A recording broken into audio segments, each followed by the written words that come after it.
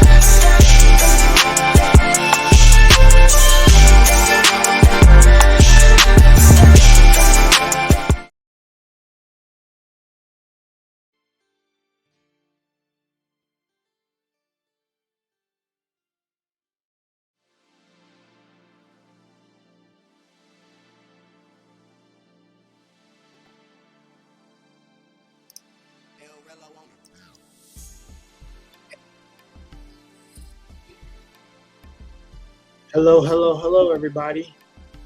This is your man Jay Takashi, and I'm here to give you guys a breakdown and review of the second episode of Isekai de Chi Skill wo Tenni Shita Orewa. and the title of this quote unquote review is called Confidence and Moving Forward. The music a little bit down for you guys. All right. So in the previous episode, guys, we follow the end of Tento Yuya's freaking transformation, and he quote unquote is beside himself about how he looks and things like that. So we're the point where his siblings and the people and their underlings that are like under the two twins that like pick on him, bully him, and things like that are literally pressuring to ask him like, how did you end up becoming so pretty, like a model, things like that, cornering him until he's approached by the girl he quote unquote he saved but doesn't remember, Hojo. And Hojo says because of that she had quote unquote been tracking him down, doing an investigation on him, just to really know his background and quote unquote like what he was all about pertaining. And she did some checking and she realized that he was a genuinely good person. He just got bullied, teased a lot, and things like that. And and not being accepted by him. And so quote unquote she wanted to thank him for saving her, and as by her way of him saving her, she wants to invite him to Ose Academy. Sorry, I hope I said that right. Yeah, Ose Academy. And that's the elite school where like people excel at different things, pretty much like a school for quote unquote talented people who are just kind of like geniuses. And Yu at first kind of like is taken aback by this because he doesn't know how he should think or feel, and doesn't feel like he's worthy to be accepted into that school. And quote unquote we have the twins trying to make fun of him, saying like we should get in because instead of lame old Yuya going in, why don't you let us go? And I'm like, and she pretty much said, no, it's not for you, because you two are the ones who have been picking on him for the longest. Like you have a terrible history of of ridiculing him, bullying him, making fun of him, making him feel lesser than what he is. And it's just like some people like your characters are rotten. And that's pretty much how that like kicked off. And and then after that Yuya goes on a ride with her, things like that, to actually see to meet her quote unquote principal of Ose Academy, and trust me, like I said, all this is a shock to him. And upon meeting the principal, he quote unquote, explains to him like, I don't know if I want to enroll in here. Like I said, he lays down a 411 to him. Because he told him people aren't here just because they are like either rich or wealthy or some type of stuff. Only people worth of character can get into the school. That was a big thing that was highlighted in episode character. And Yuya being taught good morals by his grandfather, who really taught him to be a moral person, and kind of others, exemplified that. Even though he was never ever compensated or rewarded in any type of way for it, prior to how he looked or what he did prior, before the transformation. And I found really fascinating that the principal like this was admired by his character. Like, he's really giving up the send off. Like I can see why my I want to thank you for saving my quote unquote, I don't think it was his granddaughter, his daughter, and things like that. And that's where it really kicked off after that point, where why don't you do it? And he suggested, why don't you do a trial enrollment, see if you want to come here, and then you have a substitute teacher come in, introduce him into the classroom, things like that. And the funny part of this whole thing is, like I said, just like in the last part of the first episode, when he introduces himself in front of the classroom, and the teacher told him, calm down, things like that. We literally have a scene of like where he walks in, every girl, and maybe a couple of students said it too. We're like, he's insanely handsome. And man, like I said in my previous title for my video, from bully to strong pretty boy. That's what he turned out to be. And you literally have like 3 girls like eyeballing, like literally. But it's a majority of the girls, but it's like they kind of like focused in on a shot that was like the 3 particular girls in there. And not to mention, he gets told to sit next to one in particular, and he's in the thumbnail as well. And yeah, actually, I gotta say this. I actually like the design of how they made some of these characters look, and the color palette choice was on point. Like I actually like the creative thought, flexive muscles that went into actually show each character look distinguishedly different. Same drawing style. The difference is you gotta do something to differentiate them all from each other, whether it be a background or a support type character. Simple enough. So Yuya's he's all flustered throughout most of his interaction with people, and this is the first time ever he's had a couple of guys he has lunch with in the whole at the enrollment school. And they actually talk to him. They actually try to see him for who he is and things like that. And it's honestly the first time he's ever felt accepted in anything. And I think it goes to a testament. That's why I said this character will get confidence in the real world. I think that'll be his thing.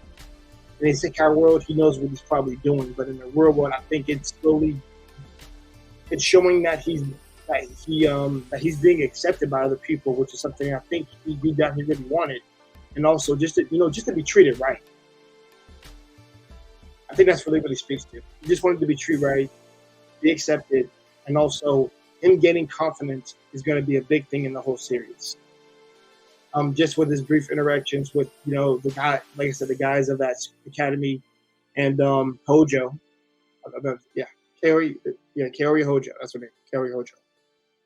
And not to mention, we by the third to the last part of the episode, we get him and Hojo having actual, a quote unquote not date, but a quote unquote hanging out of sorts, where she's sort of feeling him, and Hojo is just embarrassed as all hell. Like they're going out to get crepes.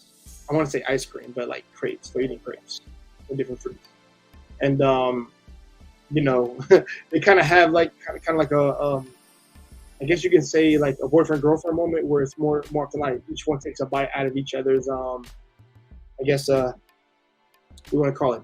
I call it a pastry, and it's an embarrassing thing, but she bites into his bites into his, and he bites into hers. And trust me, and it's kind of like the start of like them. No, no, kind of like the start of them beginning a relationship with one another. I don't mean like a romantic relationship. I think it's going to start off as friends first, and then it's going to go into romantic feelings. I think that's what they're showcasing. But I love the scene. I love the color palette of that scene. I love the screenplay. I love how they were, like I said, since Yuya's emotions were in a flux because he just never dealt with this before. And also, the fact I want to point something out. Kaori did not care if he was either slimmed down or I guess overweight because she respected his character at the end of the day and trying to help him. She said most people wouldn't do that because of who I am and kind of like the air that I have. I guess you could say when I say air, I mean atmosphere. Let me substitute that word. The atmosphere that she created. It was something that was not unbeknownst to her, but I mean something that she knew, and that she never really hung out with other people before until she first got hung out with him. She's the first one. By her words, she's the first guy. Yeah. This is the first time she's ever been with a guy to hang out with in general, and can't even say she's ever hung out with girls before. So it's just the first time experience for her and for him. You know, so I did find that interesting actually. But we in the episode and later in where where Yuya actually gets ready to he goes back into the world, and he realizes that he should, instead of he battles a monster, and he realizes like I've never gone beyond the point of like the safe house. So he goes over the fence. He actually walks through the forest, and he actually sees a plethora of bodies laid out throughout it, and he comes upon quote unquote I guess a giant goblin that is like literally slaughtering, like I said, slaughtering a group of people, which is probably the people he found on the bot, most likely the people he slaughtered on the forest. And there's like this cute girl that's being getting ready to be attacked by it, and Yuya comes to her aid.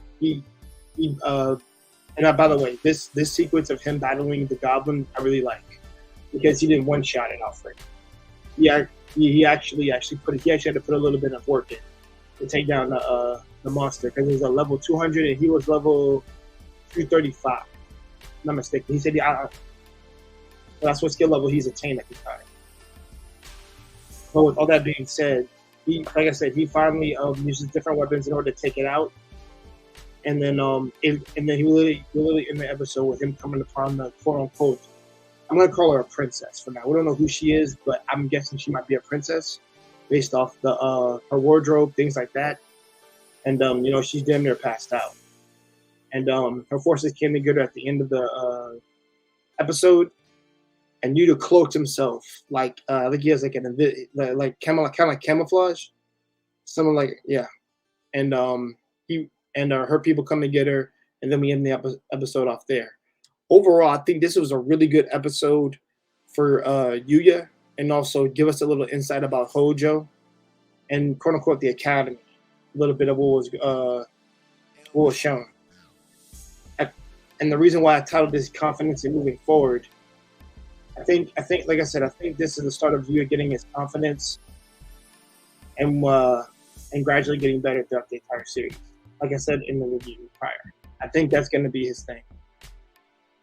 And he will slowly open himself up to other people in the real world, as opposed to probably the Isekai world. Like I said, we'll have to see how that goes, but I think he's going to be able to, I think he'll just move like that in the Isekai world. Like, he's going to, get to the meat of things, stuff like that.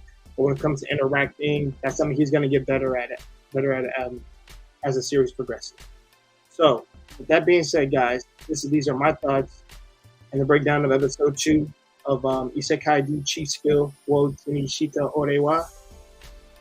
A confidence in moving forward. And like I said, if you're new to the channel, be sure to like, subscribe, all that jazz. And also be sure to check out all the content below. That being said, guys, peace. Have a nice day. Drink some green tea. And also exercise, guys. That's always important.